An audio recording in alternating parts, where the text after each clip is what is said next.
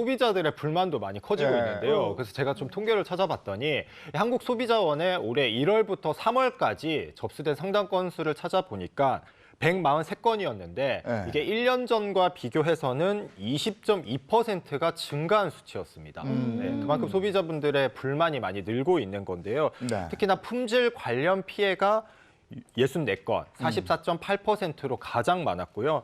그리고 배달 음식 품질 피해 유형을 자세히 살펴보면 김영희 씨처럼 이제 음식물에 뭐 이물질이 들어 있었다. 그리고 좀 약간 보기가 좋지 않았다. 이런 신고가 19건.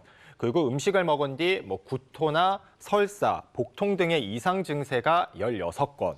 그리고 음식 상태 불만은 13건으로 20.3%였는데요.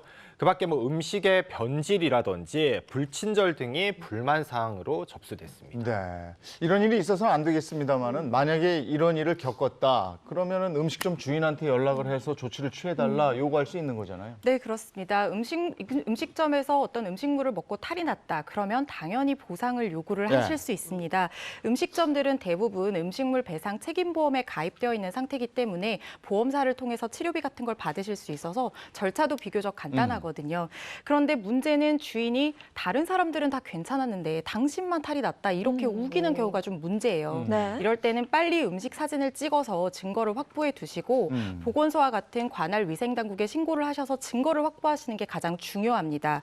그리고 나서 몸에 이상이 있다면 이제 신속히 보건소 같은 데 가서 치료를 받으시고 그 치료를 받은 기록이나 진단서 같은 것들을 첨부를 하셔가지고 이제 그 구청에 민원 제기를 하시면 네. 대부분의 경우에는 좀 빨리 해결이 되는 편입니다. 네, 말씀해 주신 것처럼 음식 품질과 관련해서는 어느 정도의 보상을 받을 수 있다라는 이야기인데 저희가 앞서도 짧게 말씀드렸지만 가장 걱정은 주인과 배달해 주시는 분의 서로 신상을 모른다는 점이 아닐까 싶어요. 작년에는 이런 일도 있었어요. 이제 주부분 집에 혼자 계셨는데 배달기사분이 그 주부를 성폭행하려다 미수까지 발생하고 그런 끔찍한 일이 발생했는데 그 기사가 전자발찌까지 찬 전과자였거든요. 예. 근데 전혀 통제가 되고 있지 않고요.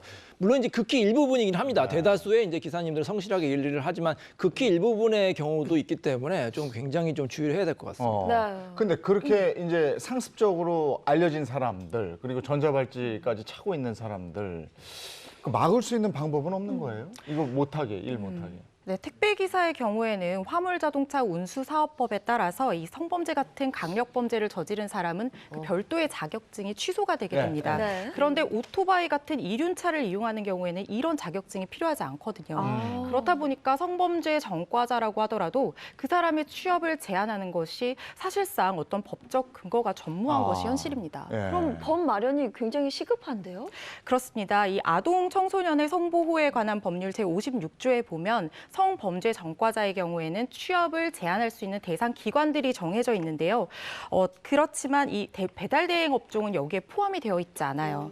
그렇다 보니까 근데 생각해 보세요. 배달 기사들은 여성들이나 아이들이 거주하는 가정집에 굉장히 접근이 용이하잖아요. 네. 이 배달 대행업을 대상 기관에 포함시켜야 된다. 이런 얘기들이 굉장히 많아지고 있거든요. 하지만 법을 개정할 수 있는 어떤 절차가 좀 까다롭기 때문에 입법 공백이 발생할 수밖에 없는 그런 상황입니다. 그리고 앞서 말씀드렸던 것처럼 현행 화물자동차 운수사업법에는 배달 대행업 관련 규정이 없는 상황이에요. 그렇기 때문에 이 배달 기사들의 어떤 신분이나 안전 관리가 좀 사실은 어려운 그런 상황입니다. 네.